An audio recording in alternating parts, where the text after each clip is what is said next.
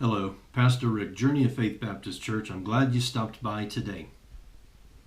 Hey folks, are you struggling with what you're seeing on television? The riots that are going on? Our country being torn apart at the seams? There's enough hatred to go around, isn't there? But hatred has to stop. I'm afraid that George Floyd's message is going to be lost. Those who are peacefully protesting and wanting change in our country, I'm with you. I believe that when change is necessary, it can be hard and it can be difficult, but it is necessary and must be done. It must be done for our country to be a better place to live for all.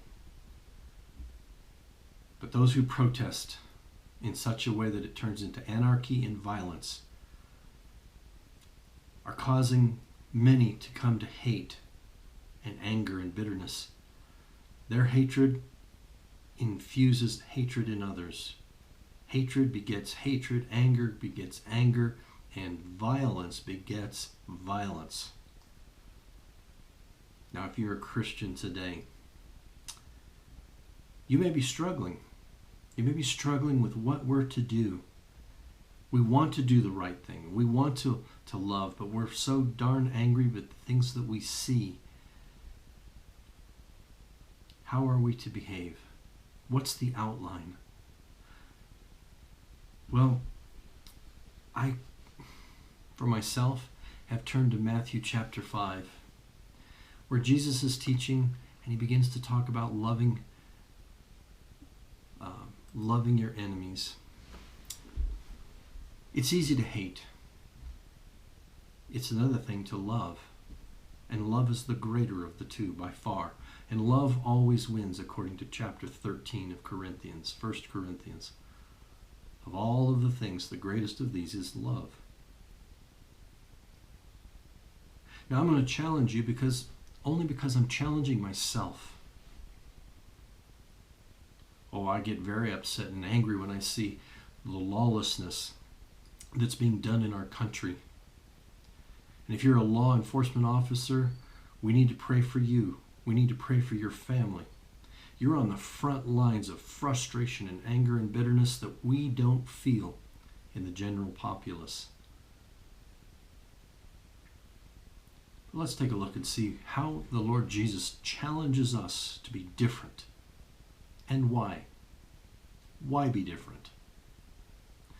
In Matthew chapter 5, verse 43, it says this: You have heard it said, you have heard it was said, you shall love your neighbor and hate your enemy. But I say to you, love your enemies, bless those who curse you, do good to those who hate you, and pray for those who spitefully use you and persecute you, that you may be sons of your Father in heaven. For he makes his sun rise on the evil and on the good, and he sends rain on the just and on the unjust. For if you love those who love you, what reward have you? Do not even the tax collectors do the same?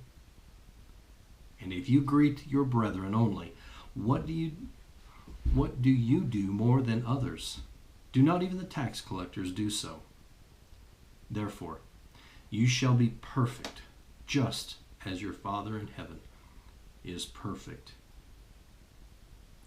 There's a lot to unpack there, but I would ask you to meditate and think about these scriptures.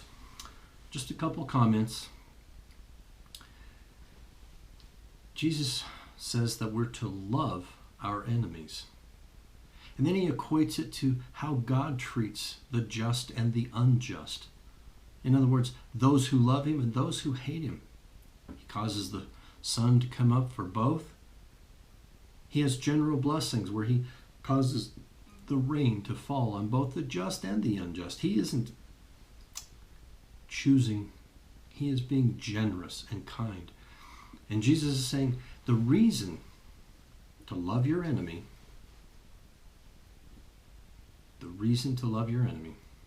is to demonstrate your love for God. When you love your enemy, You are demonstrating that God is more powerful than the hatred that is inspired. And lastly, Jesus says this, therefore you shall be perfect, just as your Father in heaven is perfect. Now we would say, I can't be perfect, so we just dismiss it. We're not to dismiss this out of hand. The word perfect here means to be mature, a mature believer, mature in your faith, just as your Father is mature. Imagine if God the Father reacted the way you react, the way I react. It would be childish, wouldn't it? So as hard as it is, as difficult as it is, let's not succumb to anger, to bitterness, to hatred. For hatred begets hatred, anger begets anger, and violence begets violence. There shall be no end. We have to break it. We have to break the chain of events some way. And the way we do that is with love. Don't let George Floyd's message get lost in the violence of a few. I know, it's challenging. And I'm only sharing this with you because this is an area that I struggle in a lot. This was a message to God to me today. And so I just thought I'd share it with you. I'm Pastor Rick, Journey of Faith Baptist Church. I'm glad you stopped by today. God bless.